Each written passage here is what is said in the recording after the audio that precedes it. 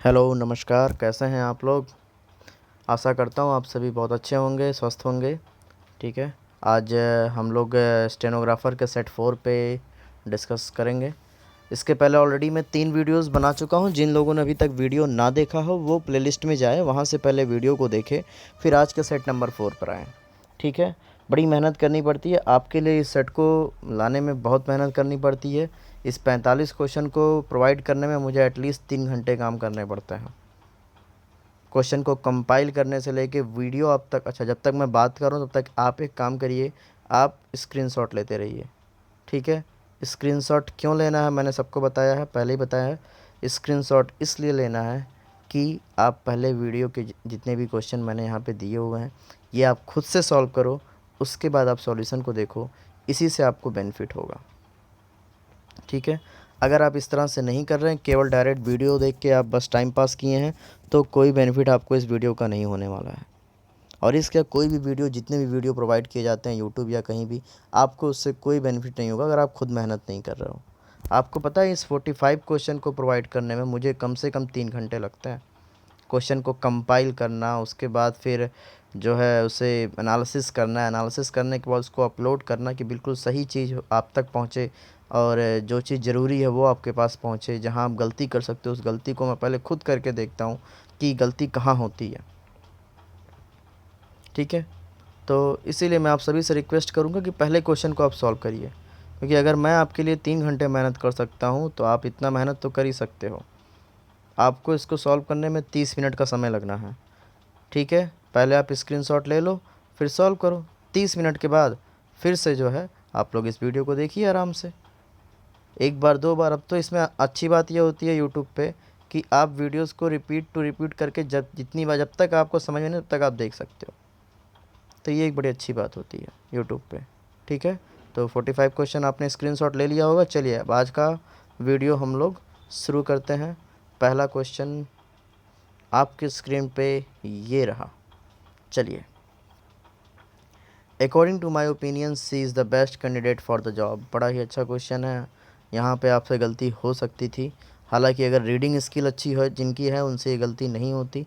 अगर आप पढ़ते सेंटेंस तो पढ़ने पे ही मालूम चल जाता है। अकॉर्डिंग टू माई ओपिनियन नहीं होगा, अकॉर्डिंग टू माई ओपिनियन नहीं हो जाएगा।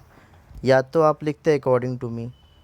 अकॉर्डिंग टू मी लिखने का मतलब ही होता है मेरे हिसाब से, फिर ओपिनियन लिखने की कोई ज़रूरत ही नहीं पड़ती। ठीक है। या तो आप अगर अकॉर्डिंग नहीं लिखना चाहते हैं, आप ओपिनियन के साथ लिखना चाहते हो तो आप लिख सकते हो इन my opinion. In my opinion, मेरे हिसाब से, मेरे राय से। तो या तो आप अकॉर्डिंग टू मी लिखो या तो इन माई ओपिनियन लिखो। अकॉर्डिंग और ओपिनियन दोनों एक साथ यहाँ पे सही नहीं हो रहा है। ठीक है। तो इसी वजह से, दोनों एक साथ ना होने की वजह से एक सुपरफ्लुअस है, सही नहीं होगा। इसीलिए ऑप्शन नंबर ए क्या हो जाएगा आपका करेक्ट ऑप्शन होगा। ठीक है। चलिए क्वेश्चन नंबर 2 पे चलते हैं। By and large people are judged by how much they earn. सही बात है। ठीक है। आम रूप से बाई एंड लार्ज मतलब आम रूप से पीपल को कैसे जज किया जाता है कि वो कितना कमाता है। भाई पहले आप ही सोचो, अगर किसी के मन तो कितना कमाता है भाई, हाउ मच दे अर्न। तो ये पॉइंट बिल्कुल सही है। पीपल आर जज्ड, पीपल के साथ आर के साथ वो आपकी थर्ड फॉर्म बिल्कुल सही है। By how much they are earn बिल्कुल सेंटेंस में कहीं कोई गलती नहीं है, इसीलिए क्या हो जाएगा आपका डी पोर्शन, नो एरर। ठीक है। क्वेश्चन नंबर 3 पे अगर देखो, अब यही सोचो, अब आपने मान लो लगाया हो, अब आपने लगाया होगा, आपने कहीं ना कहीं एरर मान लो लगाया होगा, अगर कि नहीं भाई मैंने बी पोर्शन मान लो आपने लगा दिया, अब मैं तो बता रहा हूँ कि नो एरर, तो आप मुझसे चर्चा कर सकते हो, डिस्कस कर सकते हो कि सर आखिर बी क्यों नहीं हुआ, यहाँ पर ऐसा होना चाहिए था। ठीक है। ये तमाम बातें आप जब डिस्कस करोगे, डिस्कशन से काफ़ी कुछ सीखने को मिलता है। डिस्कशन करने के लिए आपके पास तमाम तरीके हैं। आप कमेंट बॉक्स में मुझसे क्वेश्चन पूछ सकते हो, आप मेरे व्हाट्सएप पे मुझसे क्वेश्चन पूछ सकते हो, आप मेरे फेसबुक पेज पे मुझसे क्वेश्चन पूछ सकते हो, कहीं से भी आप क्वेश्चन पूछिए। ठीक है। कोई दिक्कत नहीं है, मैं आपका रिप्लाई दूंगा। जहाँ भी आप क्वेश्चन पूछ रहे हो मैं आपका रिप्लाई दूंगा। Question number 3, he is working on his project when his computer crash. तो ये तो पास्ट एंड डेफिनेट वाला नियम आप सभी को पता होगा, टेंस का ये नियम है कि देखो 2 सेंटेंस होते हैं। ठीक है। जिस सेंटेंस में टाइम का बात होता है, एक में टाइम होता है, एक में हैपनिंग ऑफ एक्सीडेंट होता है। तो जहाँ एक्सीडेंट हो, एक्सीडेंट इंसिडेंट जो भी हो, ठीक है, वो पास्ट इंडेफिनिट में होगा। किस में होगा? पास्ट इंडेफिनिट में होगा। और जो इसी इंसिडेंट या एक्सीडेंट का टाइम बताता है कि ये घटना कब घटी, ये घटना कब घटी, उस टाइम को हम लोग किस में रखते हैं? पास्ट कॉन्टिन्यूअस में रखते हैं। जिन लोग को नहीं पता था वो इस बात को नोट कर लीजिएगा। Happening of accident is in past indefinite tense and time of happening of accident is in past continuous tense। अब इसी वाक्य में हम लोग इस चीज़ को अप्लाई करेंगे। He is working on his project when his computer crashed। तो घटना क्या हुई है? घटना हुई है कि कंप्यूटर क्रैश हो गया। Happening of accident past indefinite verb की सेकंड फॉर्म बिल्कुल सही है। ठीक है, कब हुई ये घटना? जब वह उस प्रोजेक्ट पे कार्य कर रहा था। ठीक है, time of happening of accident past continuous होगा, इज़ नहीं होगा, क्या होगा? He was working on his project when his computer crashed. सबको ये बात समझ में आ गई होगी। चलते हैं क्वेश्चन नंबर 4 पे। The advertisement attracted all the passer bys. तो ये तो रटा हुआ नियम है, आपके नाउन का क्वेश्चन है ये। पासर बाइज नहीं होता है, क्या होता है आपका? पासर्स बाई होता है। क्या होता है? Passers by. पासर्स बाई मतलब क्या होता है? सबको पता है? राहगीर, मतलब जो आपके मान लो कहीं कुछ लगा, वहाँ से जितने भी लोग गुजरने वाले होते हैं उसे बोलते हैं पासर्स बाई। ठीक है, चलिए नेक्स्ट क्वेश्चन नंबर 4 पे चलते हैं, 5 पे चलते हैं। If the bus hadn't broken down we will be at home now. तो ये तो सिंपल सा क्वेश्चन है, ये सारे क्वेश्चन बड़े ही सिंपल है। टेंस का ये क्वेश्चन है, conditional past conditional sentence. Structure लिखवाया गया था if plus subject plus had plus verb की थर्ड फॉर्म, अधूरी इच्छा वाला सेंटेंस है ना, प्लस ऑब्जेक्ट। अगर ये आता है तो इसके बाद जो सेंटेंस आएगा वो क्या होगा? Subject plus would plus have plus verb की थर्ड फॉर्म प्लस ऑब्जेक्ट, ये फिक्स होता है ना। तो ये जो विल बी एट होम है ये क्या हो जाएगा? Would have been. ठीक है ना, तो सी पोर्शन में एरर होगा आपका, विल बी की जगह पे क्या हो जाएगा? वुड हैव बीन हो जाएगा। ठीक है, सबको ये बात समझ में आ रही है? दोनों इस पॉइंट को नोट कर लीजिएगा जिनको नहीं पता है। इस पेज पे जितने भी क्वेश्चन आए हैं, जितने भी पॉइंट्स आए हैं, सारे पॉइंट्स ही रिपीट होते हैं। आप सोचिए अगर आप मेरे जितने वीडियोस बना रहे हैं, अगर सारे पॉइंट्स आप नोट कर लेते हो जितना बताते जा रहा हूँ, तो भी आपको देखोगे काफ़ी क्वेश्चन वहीं से रिपीट हो जाएगा उसी पॉइंट से। ठीक है, बस लाइन चेंज होगी, पॉइंट बिल्कुल सेम होगा। Next, except for your help I would have fail to complete इस प्रोजेक्ट। बड़ा सिंपल सा क्वेश्चन है। कह रहा है बिना तुम्हारी मदद के मैं तो इस प्रोजेक्ट को कंप्लीट करने में क्या हो जाता? फेल हो जाता। ठीक है, अक्सर होता है आप जब भी किसी चीज़ को कंप्लीट करते हो तो किसी न किसी का आप सहयोग लेते हो, तो वहाँ आप बोलते हो कि बिना तुम्हारे सहयोग के ये पॉसिबल नहीं था, बिना तुम्हारी हेल्प के ये पॉसिबल नहीं था। ठीक है, तो बाद में लोग भूल जाए तो बात अलग है। तो एक्सेप्ट फॉर योर हेल्प नहीं होता है, क्या होता है? या तो आप उसको बट फॉर योर हेल्प करते हो, क्या लिखते हो? But for your help. But for का मतलब होता है बिना आपके मदद के। बट फॉर योर हेल्प का मतलब क्या? बिना आपकी मदद के I would have fail to complete this project. सबको ये बात समझ में आ रही है? किसी को कोई दिक्कत? ए पोर्शन में एरर होगा। क्वेश्चन नंबर 7 पे चलते हैं। I am fond of sweets. अगर आप किसी चीज़ के आदी हैं, आपको कोई चीज़ पसंद आता है, तो आप फॉन्ड ऑफ का प्रयोग करते हैं, लेकिन फॉन्ड ऑफ नहीं, फॉन्ड ऑफ सिंगल। ठीक है ना, फॉन्ड ऑफ का मतलब होता है आप इस चीज़ को पसंद करते हैं। तो I am fond of sweets, आपको स्वीट्स बहुत पसंद है। ठीक है, next, the clerks in this office works hardly. तो इस ऑफिस में जितने भी क्लर्क्स हैं, क्या कोई काम ही नहीं करना चाहता? क्योंकि अगर आप हार्डली लगाया हो तो मीनिंग होता है ना के बराबर। ना के बराबर मतलब कोई काम ही नहीं करे, तो भाई रखेगा कोई? नहीं रखेगा। तो जाहिर सी बात है हार्डली नहीं होगा, क्या होगा? वर्क हार्ड होगा। वर्क हार्ड, कठोर परिश्रम करते हैं, कठिन परिश्रम करते हैं। ऑप्शन नंबर सी में यहाँ पे क्या होगा? आपका एरर होगा। चलते हैं क्वेश्चन नंबर 9 पे। Mister Rao and her family left this place a month एगो। एगो के साथ सेंटेंस पास्ट इंडेफिनिट में होता है ना, सबको बताया गया था। एगो के साथ सेंटेंस किस में होता है? पास्ट इंडेफिनिट में होता है, लगा हुआ। लीव का सेकंड फॉर्म लेफ्ट, लगा हुआ है, बिल्कुल सही है। ठीक है, तो यहाँ पे तो कोई गलती है नहीं। सेंटेंस क्या हो जाएगा आपका? नो एरर हो जाएगा। सेंटेंस में क्या हो जाएगा आपका? No error. चलते हैं क्वेश्चन नंबर 10 पे। Most of the patients who were diagnosed before 1996 as having AIDS has already died. अगर आप सेंटेंस को ध्यान से पढ़िएगा तो यहाँ जब आप आएंगे हैज़ पे, ठीक है ना, जब आप किधर पहुँचोगे हैज़ पे, तो आप ज़रा ये बताओ ये हैज़ किसके लिए आया है। एक मिनट, इस हैज़ का प्रयोग किसके लिए गया है। जब सेंटेंस पढ़िएगा वीडियो को पॉज करके तो आप देखोगे इस हैज़ का प्रयोग किया गया है मोस्ट ऑफ द पेशेंट्स के लिए, जो कि एक प्लूरल नाउन है, और प्लूरल नाउन के साथ प्लूरल वर्ब का प्रयोग करते हैं। यहाँ हैज़ नहीं, यहाँ पे क्या होगा, हैव का प्रयोग होगा। सी पोर्शन में एरर है, आंसर क्या हो जाएगा आपका ऑप्शन नंबर सी। तो इस तरह से ये एरर के 10 क्वेश्चन थे। ये आपके स्टेनोग्राफर का ही सारा आया हुआ क्वेश्चन था, सन 2014 का क्वेश्चन है, प्रीवियस ईयर क्वेश्चन है। तो सभी लोग बड़े अच्छे से देखिएगा, इसी लेवल के क्वेश्चंस आपके एग्जाम में पूछे जाते हैं। चलिए आगे बढ़ते हैं। Smoking in public has been dash by the law. तो भाई पब्लिक एरिया में स्मोकिंग करना क्या है, मना नहीं कर, मना कहीं नहीं बोलना है। स्मोकिंग मना आप लोगों को कर सकते हो, पब्लिक एरिया में स्मोकिंग करना निषेध होता है। क्या होता है, निषेध। और निषेध शब्द के लिए जो सही वर्ड होता है वो क्या होता है, प्रोहिबिट। अदरवाइज़ आप फॉरबिडन लगा के चले जाओगे, सेंटेंस आपका, क्वेश्चन आपका क्या हो जाएगा, गलत हो जाएगा। प्रोहिबिट किया जाएगा, ठीक है ना, निषेध। तो 11th का हो गया सी। चलते हैं क्वेश्चन नंबर 12 पे। दो out the years Rita has dash है स्टाइल ऑफ हर ओन। मतलब सालों जो है रीता ने क्या किया कि उसने अपना खुद का एक स्टाइल क्या किया, डेवलप किया। डेवलप किया मतलब विकास किया, और विकास करने का मतलब यहाँ पे डेवलप तो ऑप्शन में है नहीं, तो एक ऑप्शन आपका क्या है, आपका ऑप्शन नंबर सी। इसका मतलब है इवॉल्व। इवॉल्व का मतलब होता है डेवलप, टू डेवलप, विकास करना, ठीक है। तो 12th का आंसर क्या हो जाएगा, ऑप्शन नंबर सी। चलते हैं क्वेश्चन नंबर 13 पे।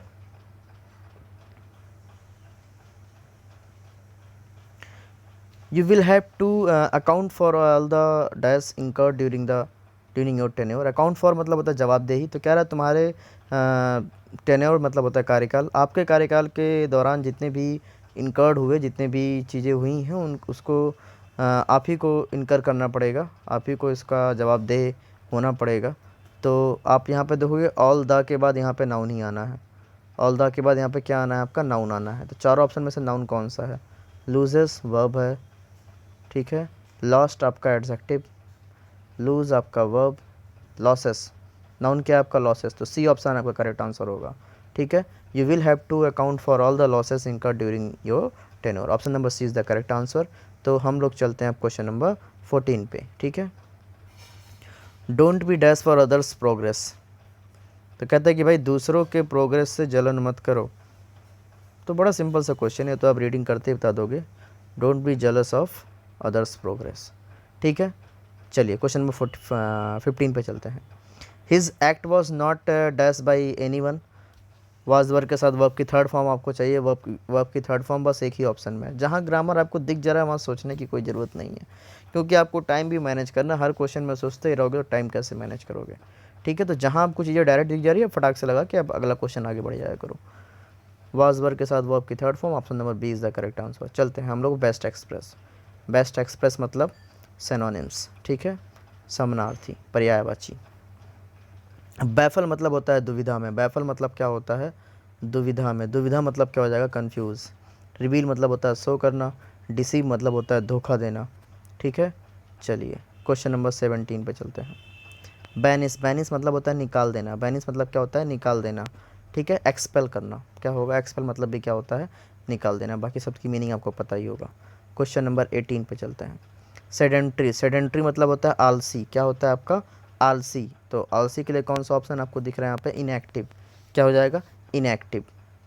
क्वेश्चन नंबर 19 पे चलते हैं। ट्रांजिएंट मतलब होता है क्षणिक। क्या होता है, क्षणिक। अब यहाँ पे अगर देखा जाए तो टेम्परेरी भी आपका हो सकता है, रेगुलर भी हो सकता है, अनस्टेबल भी हो सकता है, एफीमेरल। चारों ऑप्शन क्षणिक जैसा ही मीनिंग देता है, लेकिन इन चारों में जो सबसे स्ट्रॉन्ग है वो है एफीमेरल, क्योंकि इसकी एग्जैक्ट मीनिंग एफीमेरल की जो है ट्रांजिएंट ही होती है, ठीक है। तो ट्रांजिएंट का सिनोनिम क्या हो जाएगा यहाँ पे, ऑप्शन नंबर सी।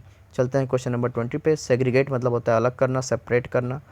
तो ये जी मीनिंग आपको पता है तो आप बड़े आसानी से कर ले जाओगे, नहीं पता है तो फिर आप घूमते रह जाओगे। इसीलिए मैंने कहा कि आपको डेली 100 से 200, 150, 200, कम से कम 100-200 वोकैब्स आपको डेली बस पढ़ने हैं। कुछ नहीं करिए, बस रीड करिए, पढ़ो, हाथ रख के पढ़ो, पढ़ो हाथ रख के पढ़ो प्रीवियस ईयर के वोकैब। अभी मैं पिछले 2 वीडियोस आपको देखो शायद वोकैब्स दे भी नहीं रहा हूँ, तो कोई बात नहीं, आप खुद से भी कुछ मेहनत करिए। अगर मैं नहीं दिया हूँ तो आप खुद से भी जो है मेहनत कर सकते हैं। वोकैब्स आपको रेगुलर वे में करना ही करना है। एनी वे एनी हाउ आपको ये काम करना ही करना है, ठीक है। नेक्स्ट, अब हम लोग चलते हैं अपोजिट मीनिंग पे। अपोजिट मीनिंग यहाँ से हमको निकालना है। रिजॉइस मतलब होता है आनंद करना, मौज करना। इसका उल्टा क्या हो जाएगा? शोक करना। लेमेंट, लेमेंट मतलब क्या होता है? शोक विलाप करना, ठीक है। Next question, question number 22।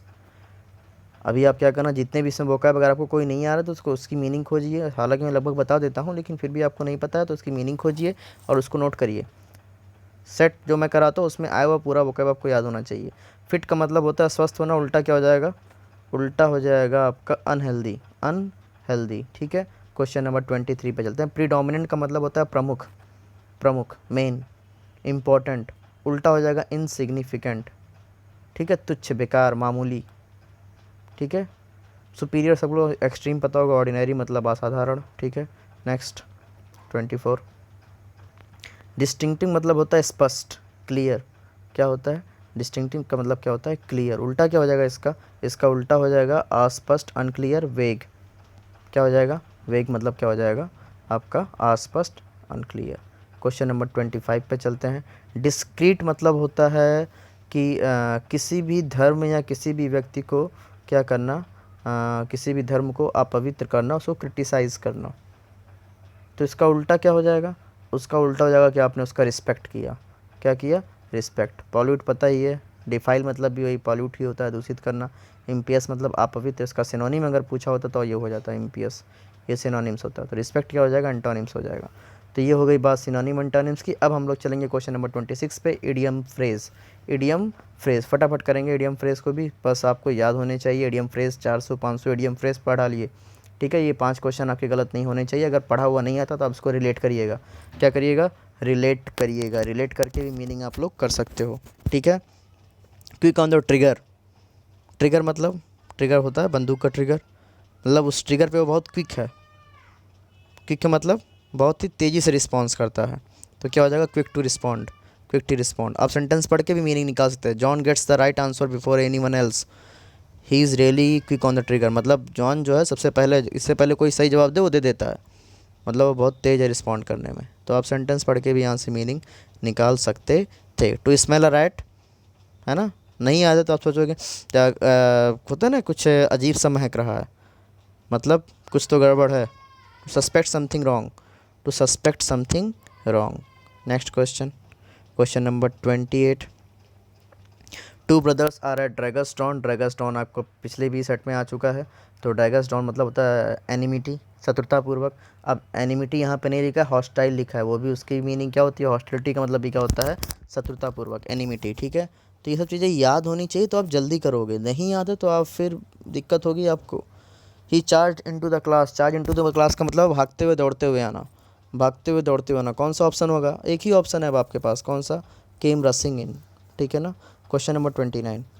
If you want to join Indian army you need to be as fit as fiddle. तो आपको पता है आर्मी ज्वाइन करना है तो कितना कैसा होना? आपको स्वस्थ होना चाहिए, हेल्दी होना चाहिए। कैसा होना चाहिए? हेल्दी होना चाहिए। कौन सा ऑप्शन हो जाएगा? Option number D. I hope यहाँ तक की बात तो आपको बिल्कुल समझ में आ चुकी होगी, ठीक है। अब हम लोग चर्चा करेंगे PQRS पे। ये मैंने हटा दिया क्योंकि यहाँ पे बस पूरा उसका डिस्क्रिप्शन लिखा हुआ है, डायरेक्शन लिखा हुआ है। तो PQRS पे चला जाए। ये क्या हो गया यार? कोई बात नहीं, आप थोड़ा सा मोबाइल टेढ़ा कर लो एक बार। अरे भाई, अब मैं ऐसे करूँगा तो ऐसे हो जाएगा। वेट, चलो जस्ट अ मिनट, 1 मिनट का समय दीजिए, मैं इसको सही करता हूँ। चलिए शुरू किया जाए। तो क्वेश्चन नंबर 31 पे चलते हैं। The minister advance towards the podium. अभी इसमें देखो क्या, 2 सेंटेंस फिक्स किया आपका, पैरा जम्बलिंग है ये। इसमें 2 सेंटेंस फिक्स किया है, एक सेंटेंस ये और एक अंतिम छठवां सेंटेंस, ये दोनों सेंटेंस फिक्स कर दिया। बीच में आपको 4 सेंटेंस अरेंज करने हैं, ठीक है। तो मैंने कहा था एक तो आप काम किया करो पहला सेंटेंस, लेकिन पहला सेंटेंस तो ऑलरेडी आपका फिक्स है। अब इसके बाद आपका कौन सा सेंटेंस बन सकता है ये आपको सोचना है, ठीक है। तो अगर स्टोरी बेस है तो एक बार जल्दी जल्दी पढ़ लिया करो तो चीज़ आपको समझ में आ जाएगी। तो हुआ क्या, the minister advance towards the podium. जैसे ही वो पोडियम की तरफ बढ़ता है, मिनिस्टर जैसे ही पोडियम को की तरफ पढ़ता है, अचानक से एक आवाज़ सुनाई देती है। Suddenly a loud cry was heard. क्यों सुनाई देती है? क्योंकि अब क्यू के साथ आर के साथ सेंटेंस है आपके पास, थर्ड ऑप्शन, आर के बाद पी बनता है, ठीक है। Two armed youth had entered hall through the side door. Side door से क्या हुआ? आर्म्ड यूथ मतलब क्या? हथियारों से लैस दो आदमी जो है साइड डोर से अंदर आते हैं, ठीक है। उन्होंने तुरंत क्या किया? ऑप्शन नंबर एस पे है, they begin firing randomly at the crowd, ठीक है। और फिर क्या हुआ? People begin running for cover, और अपने आप को कवर करने के लिए वो इधर उधर दौड़ने लगे। One of the guard who had been shot असलम्ड, ठीक है। तो कौन सा ऑप्शन होगा? ऑप्शन नंबर आपका सी होगा। ये आपको मीनिंग के अनुसार ही पढ़ के देखना होता है, ठीक है। चलिए क्वेश्चन नंबर हम लोग चलते हैं 32 पे। Flash mobile is originally disparaging term of specially incorrigible Australian female convicts. तो अब इसके बाद अगर सेंटेंस को सारे पढ़िए, चारों सेंटेंस को अगर आप पढ़ते हो तो आप देखो क्वेश्चन आर में जो लिखा है, this phrase got another. Sentence में फ्रेज की, पूरे इस सेंटेंस में फ्रेज की बात कहाँ पे हुई है? फ्लैश मॉब, ये एक फ्रेज है। इसका मतलब यहाँ से एक तो तय हो रहा है कि अभी सेंटेंस से ख़त्म होने के बाद ये आर वाला सेंटेंस आएगा कि दिस फ्रेज गॉट अनदर, ठीक है। ये फ्रेज की बात तुरंत यहाँ पे होगी। तो आर के साथ सेंटेंस आपके पास कितने शुरू हो रहे हैं? बस एक शुरू हो रहे हैं। एक बार चाहो तो फटाफट पढ़ लो। This phase got another unrelated in 2003। R के बाद Q, a New York journalist came up with a cross between performing art and satire. S पे क्या है आपका? इन विच 100 और मोर, अब ठीक है। इसके बाद आपका क्या हो रहा है? इन विच भी बन रहा है, इन विच 100 और more people would suddenly converge in a public place. और एस के बाद क्या है आपका? पी फॉर ईयर्स, सालों के लिए वो क्या हो गए? कन्वर्ज हो गए पब्लिक प्लेस पे। For mostly sweet good goofy events the mobs would briefly sing on dance then disperse, ठीक है। तो कुछ नहीं करना था आपको, बस इसमें क्या करना था, केवल ये इस जब भी बढ़ा देगा तो कुछ ना कुछ आपको दे देता है। तो जैसे इस सेंटेंस में पूरा क्या दिया? This phrase. अब दिस फ्रेज से आपको समझना, फ्लैश मॉब के बाद दिस फ्रेज ही बनेगा। तो आर से आप कौन सा ऑप्शन लगा सकते हो? पहला ऑप्शन लगा सकते थे, ठीक है। तो इस तरह से आपको दिमाग लगाना पड़ेगा क्वेश्चन में। अगला है पीपल। अब पीपल के बाद देखो क्या, या तो डू तुरंत वर्ब, सब्जेक्ट के बाद वर्ब वाला सेंटेंस ले लो, या तो आप हु ले लो। हालांकि ऑप्शन में भी दो ही दिया है, पी और क्यू। ऐसे भी पकड़ सकते थे कि इन दोनों में से एक आएगा। अब इन दोनों में से अगर एक आपको चूज़ करना है तो बिल्कुल मीनिंग नहीं, आप ऐसे ही चूज़ कर सकते हो। हु आपका रिलेटिव प्रोनाउन है, रिलेटिव प्रोनाउन के पहले नाउन आता है। अगर आपने हु को नहीं लिया, ठीक है, अगर हु को आपने नहीं लिया तो अब आप देखो किसके बाद आप हु लगा पाओगे? क्या थिंग के बाद आप हु लगा पाओगे? नहीं लगा पाओगे। कनेक्शन के बाद नहीं, क्योंकि वो सिंगुलर है, हमें प्लूरल चाहिए, लिव आपका रखा हुआ है, प्लूरल है। तो आप समझ गए, ये भी नहीं, हैव तो बिल्कुल नहीं हो सकता। तो आप देख रहे हो, अगर आप पीपल के बाद हु नहीं लगाओगे तो आप कहीं भी हु नहीं लगा पाओगे, क्योंकि किसी के भी लास्ट में आपके पास नाउन, प्लूरल नाउन नहीं है। तो आप इतना समझिए कि पीपल के बाद जो सेंटेंस आएगा वो क्या होगा? हु के साथ शुरू होगा, और हु के साथ दो ही ऑप्शन शुरू हुआ है, ठीक है। अब इन दोनों में से एक पढ़ लो, आंसर आपको मिल जाएगा, ठीक है। पढ़ के देख लो। People, people who live in cities and towns. अब क्यू के बाद पी फिक्स है दोनों में। Who lives in cities and towns do not think, do not think. अब यस या आर, यही आपको देखना है। Do not think that they have any connection, that they have any connection. Do not think that they have any connection with the forest. उनको लगता है कि वो बिल्कुल ऐसा नहीं सोचते हैं कि फॉरेस्ट के साथ इनका कोई कनेक्शन होगा। Question number 34, lying in the bed would B. अब वुड बी के साथ क्या आपका हो सकता है? ऑप्शन में है एस और पी, एस और पी में से ही एक होना है, ठीक है। तो वुड बी मॉडल ऑक्सिलरी के बाद बी आ गया। अब इसके बाद आपको ऑब्जेक्ट चाहिए, क्या चाहिए? ऑब्जेक्ट। तो इफ़ तो आपका ऑब्जेक्ट होगा नहीं, तो क्यू के साथ तो बनेगा नहीं, तो जाहिर सी बात है किसके साथ बनेगा? An altogether perfect. तो ऐसे ही पैरा जंपलिंग किया जाता है, थोड़ा सा दिमाग लगाना है, पूरा सेंटेंस पढ़ने में बहुत टाइम आपका जाएगा। तो lying in a bed would B, अब जब चूज़ कर लो तो फटाफट पढ़ लो। अब पी के साथ सेंटेंस आपको पढ़ना है, और पी के साथ आपके पास दो ऑप्शन है।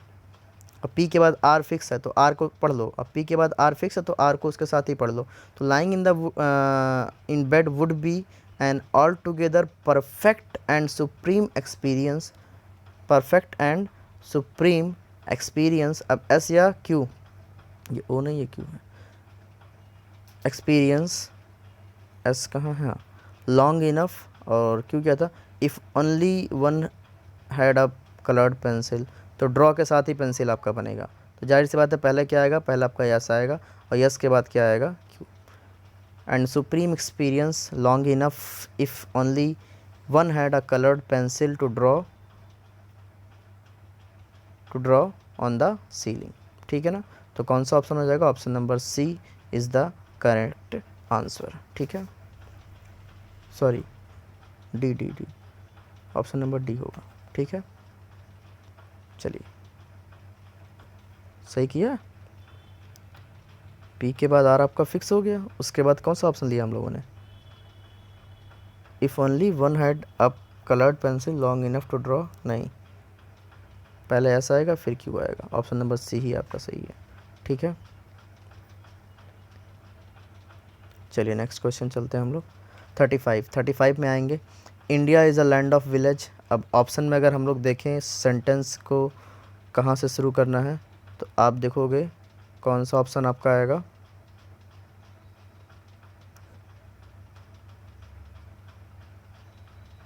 एक minute,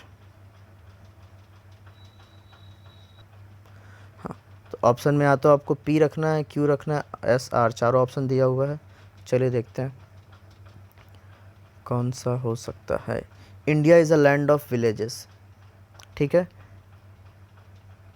the poor are extremely poor, in fact about 3/4 of the people, unfortunately, अभी अनफॉर्चुनेट नहीं आएगा, सो भी नहीं आएगा, आर और एस तो नहीं हो सकता, इन्हीं पी और क्यू में से एक आपको चूज़ करना है। India is a land of villages क्या है, इंडिया एक गांव का ही एक लैंड है। अब पीपल आर एक्सट्रीमली पुअर से पहले जो लाइन आपका कर सकते हो, आप ये कर सकते हो कि उस गांव वाले विलेज में, ठीक है, विलेज वाले जो है लैंड में कितने लोग रहते हैं, तो इस चर्चा की बात किस में, क्यू में हुई है, तो यहाँ पर अगर पढ़ोगे तो in fact about 3/4 of our people lives in rural areas, ठीक है। अब क्यू के साथ एक बार सेंटेंस आप पढ़ लीजिए, सेंटेंस आपका बिल्कुल सही हो जाएगा, ठीक है। तो हम लोग आगे बढ़ते हैं, इसे आप लोग एक बार पढ़ लीजिएगा। क्वेश्चन नंबर हम लोग चलते हैं 36, सेंटेंस इम्प्रूवमेंट। सेंटेंस इम्प्रूवमेंट पे आते हैं, the powerful desire brought downfall to many rulers. तो पावरफुल डिज़ायर के नाते उनका डाउनफॉल नहीं होता है, डाउनफॉल मतलब पतन, आपका डिज़ायर अगर पावरफुल है तो आपका डाउनफॉल तो होना ही नहीं है, तो सेंटेंस तो बिल्कुल गलत है यहाँ पे। सही करने के लिए क्या होगा, डिज़ायर फॉर पावर, सत्ता की लालच में कई रूलर्स का क्या हुआ, डाउनफॉल हुआ, तो पावरफुल डिज़ायर नहीं होगा, क्या होगा, डिज़ायर फॉर पावर होगा। तो सेंस पे ये ग्रामर का एरर था, तो option number B is the correct answer, ठीक है, desire for power. Question number 37 पे चलते हैं, Jack Nolan whose novel the films are based will appear in the second part. कह रहा है कि जैक नोलान जिसके नावल पर फिल्म बना, जिसके नावल पर, तो नावल के साथ हमें ऑन चाहिए, ठीक है ना, ठीक है। चलिए देखते हैं, Jacks Nolan on whose novel सही हो सकता था, Jacks Nolan on whose novel second भी हो सकता था, थर्ड बिल्कुल नहीं होगा, नो इम्प्रूवमेंट बिल्कुल नहीं होगा, ये दोनों तो नहीं होंगे, इन्हीं दोनों में से एक होना है। सेकंड में क्या है कि बेस के बाद भी ऑन कर दिया, लेकिन बेस के बाद ऑन की कोई ज़रूरत नहीं थी, इसीलिए कौन सा ऑप्शन होगा, ऑप्शन नंबर फर्स्ट होगा, ठीक है। तो इस तरह से क्वेश्चंस आपको कभी कभी ऑप्शन से भी करना पड़ता है, पिछले सेट में भी हम लोगों ने ऐसे क्वेश्चंस देखे हैं जहाँ हम लोग को ऑप्शंस का प्रयोग करना पड़ता था। अगला क्वेश्चन है, I am not knowing the answer so I omitted the question. Know की आईएनजी नहीं होती है, नो का प्रयोग वर्ब की आईएनजी के रूप में नहीं करते हैं, तो सेंटेंस तो गलत है। अब टेंस पहचान लो कि चारों में से लगाओगे क्या, ओमिटेड आपका पास्ट इंडेफिनिट में है, ओमिटेड आपका किस में है, पास्ट इंडेफिनिट में है, इसका मतलब पास्ट वाला ही हमको लेके चलना है, पास्ट वाला ही हमको लेके चलना है, तो कौन सा ऑप्शन हो जाएगा, ऑप्शन नंबर सी, ठीक है। I did not know the answer so I omitted the question, मैंने क्वेश्चन को छोड़ दिया। क्वेश्चन नंबर हम लोग आ जाते हैं 39 पे, he has invested a good deal of money in bank stock. तो बैंक स्टॉक में उसने अच्छा पैसा क्या किया, इन्वेस्ट किया, क्या किया, इन्वेस्ट करेंगे ना कि इन्वेस्ट करेंगे, तो ऑप्शन कौन सा हो जाएगा, इन्वेस्ट करना। इन्वेस्ट का मतलब शायद फैला देने से होता है, ठीक है, तो होगा ना, डेबिट तो होगा नहीं, तो कौन सा ऑप्शन होगा, ऑप्शन नंबर ए, ठीक है, क्वेश्चन नंबर 40 पे चलते हैं। He had rashes on his skin, उसके स्किन पे रैसेज आ गए हैं। सो ही वेंट टू, कहाँ जाएगा भाई, किसको दिखाने जाएगा? जाहिर सी बात है डर्माटोलॉजिस्ट को दिखाने जाएगा, क्योंकि इसका मतलब होता है त्वचा विशेषज्ञ, त्वचा विशेषज्ञ। तो सेंटेंस बिल्कुल सही है, कहीं कोई इंप्रूवमेंट करने की ज़रूरत नहीं है। सेंटेंस का आंसर क्या हो जाएगा? No improvement. क्वेश्चन नंबर 41 पे चलते हैं हम लोग। 41 पे आ गए हम लोग। The prince has been slayed his rival, rival का मतलब था प्रतिद्वंदी, कॉम्पिटिटर। तो प्रिंस ने अपने कॉम्पिटिटर को हरा दिया, मार दिया या मार गिराया। तो एक्टिव वॉइस का सेंटेंस है कि पैसिव का? सब्जेक्ट खुद काम कर रहा है, उसको हराने उसको मारने का काम कौन कर रहा है? प्रिंस। जब सब्जेक्ट काम करता है तो एक्टिव वॉइस का सेंटेंस होता है। एक्टिव वॉइस में बीन का प्रयोग नहीं करते हैं, ठीक है। तो कौन सा ऑप्शन होगा? हैज़ या हैव के साथ वर्ब की थर्ड फॉर्म। स्लू आपका सेकंड फॉर्म है, नहीं हो सकता। विल स्लू होगा नहीं। हैज के साथ वर्ब की third form option number C में है। तो कौन सा हो जाएगा? 41 का हो जाएगा ऑप्शन नंबर सी। चलते हैं क्वेश्चन नंबर 42 पे। Such discrepancies can be founded in work culture of other countries. इस क्वेश्चन को थोड़ा सा आप समझ लो, इससे क्वेश्चन अक्सर बनता रहता है और गलती अक्सर हो जाए, क्योंकि फाउंडेड विद थर्ड फॉर्म है और फाउंड भी आपका थर्ड फॉर्म है। फाउंड और फाउंडेड दोनों ही वर्ब की थर्ड फॉर्म है। तो कैन बी के साथ वर्ब की थर्ड फॉर्म तो चाहिए था हमें, ठीक है। अब ये जो फाउंड है, फाइंड, फाउंड, फाउंड, ठीक है। फाइंड, फाउंड, फाउंड, ये जो तीनों हैं, ये वर्ब की फर्स्ट फॉर्म, ये सेकंड फॉर्म और ये third form. Find, found, found, ठीक है। ये होता है पाने का, फाइंड पाने वाला फाइंड, ठीक है। और एक होता है फाउंड, ये वर्ब की फर्स्ट फॉर्म है। सेकंड फॉर्म होता है फाउंडेड, थर्ड फॉर्म भी होता है फाउंडेड, ठीक है। ये जो होता है ये होता है न्यूड। अगर कहते हैं ना this company was founded by, तो फाउंडेड बाई मतलब इसकी नींव रखी गई है, तब हम लोग फाइंड का नहीं फाउंड का प्रयोग करते हैं। Found, founded, founded, second form founded और थर्ड फॉर्म भी फाउंडेड होता है। अब यहाँ पे देख लो किसकी बात हो रही है। ऐसे कल्चर और अदर कंट्रीज़ की डिस्क्रिपेंसीज़ को हम लोग क्या कर सकते हैं? पा सकते हैं, खोज सकते हैं। खोजने वाले फाइंड की बात हो रही थी यहाँ पे, तो खोजने वाले फाइंड की सेकंड फॉर्म, थर्ड फॉर्म क्या होता है? फाउंड होता है। तो इस अनुसार कौन सा ऑप्शन होगा आपका? बी ऑप्शन होगा, can be found in work culture of other countries. जब भी खोजने वाली बात होगी, पाने वाली बात होगी, तो होगा और नींव डाली गई थी इसकी, तो वो फाउंड वाला होगा, ठीक है ना। तो कौन सा आंसर हो जाएगा? Option number B. चलते हैं आज के क्वेश्चन नंबर 43 पे। There was no point crying over split milk, ये इडियम्स है आपका। स्प्लिट मिल्क इसका प्रयोग किया है। स्प्लिट मिल्क का मतलब फटे हुए दूध पे पछताने का कोई फ़ायदा नहीं, मतलब व्यर्थ का अफसोस। तो सेंटेंस बिल्कुल सही है एकदम। फ्रेज़ आपका जो यूज़ किया गया वो बिल्कुल सही है। हॉट कोल्ड स्किम मिल्क नहीं बोलेंगे, सीधे आपका क्या हो जाएगा? No improvement. अब हम लोग चलते हैं क्वेश्चन नंबर 44 पे। India's outlook on the world is composing of, composing of नहीं होता है, इज़ एम आर के साथ वर्ब की थर्ड फॉर्म होता है और कंपोज के साथ प्रीपोजिशन ऑफ लगता है। तो ये सारी बातें कहाँ फॉलो कर रहा है? ये सारी बातें फॉलो कर रहा है ऑप्शन नंबर ए में। इज़ एम आर के साथ वर्ब की थर्ड फॉर्म और कंपोज के साथ प्रीपोजिशन क्या होता है? ऑफ लगता है, ठीक है। चलिए क्वेश्चन नंबर 45 आज का अंतिम question. Despite being tried her best, तो अभी कल के ही वीडियो में चर्चा, डिस्पाइट के साथ ऑफ नहीं लगता है, इंस्पाइट के साथ ऑफ लगता है। इंस्पाइट के साथ ऑफ लगता है और डिस्पाइट के साथ ऑफ का प्रयोग नहीं करते हैं। तो बी ऑप्शन तो बिल्कुल नहीं था। अब चर्चा करना है कि यहाँ पे होगा क्या। अब पहले तो ये देखो, ये एक्टिव वॉइस का सेंटेंस है कि पैसिव, क्योंकि दोनों बातें हुई है। ऑप्शन नंबर ए भी है, ऑप्शन नंबर आपके पास है जो है सी भी है, और नो इम्प्रूवमेंट भी हो सकता था। तो आपको पहले चेक करना पड़ेगा सेंटेंस एक्टिव है कि पैसिव। चेक करके बताइए क्या एक्टिव है कि passive. Despite being tried her best to persuade her husband, अपने हस्बैंड को कौन मनाएगी? ये मनाएगी। सब्जेक्ट कार्य कर रहा है, जब सब्जेक्ट कार्य करता है तो एक्टिव वॉइस होता है। एक्टिव वॉइस में बीइंग या बीन का प्रयोग नहीं किया जाता है, इसका मतलब नो इम्प्रूवमेंट तो नहीं होगा। बीइंग भी नहीं हो सकता है, बस बचा क्या? Despite trying her best to persuade her husband to give up smoking she couldn't attain success, ठीक है। चलिए, तो अपना बेस्ट प्रयास करने के बाद देखिए अपने पति को कह सके, मना सके कि स्मोकिंग छोड़ दो, वो सक्सेस नहीं हो पाई। Smoking is injurious to health. तो ये हुए आज के 45 क्वेश्चन। आशा करता हूँ कि आप सभी को ये 45 क्वेश्चन समझ में आए होंगे। कल पार्ट 4 के बी के साथ हम लोग फिर मुलाकात करेंगे। 45 टू 80 क्वेश्चंस, 85 पे हम लोग चलेंगे। 40 question narration wise cloze test, ठीक है, इस पे कल चर्चा होगी। आज के लिए इसमें इतना ही।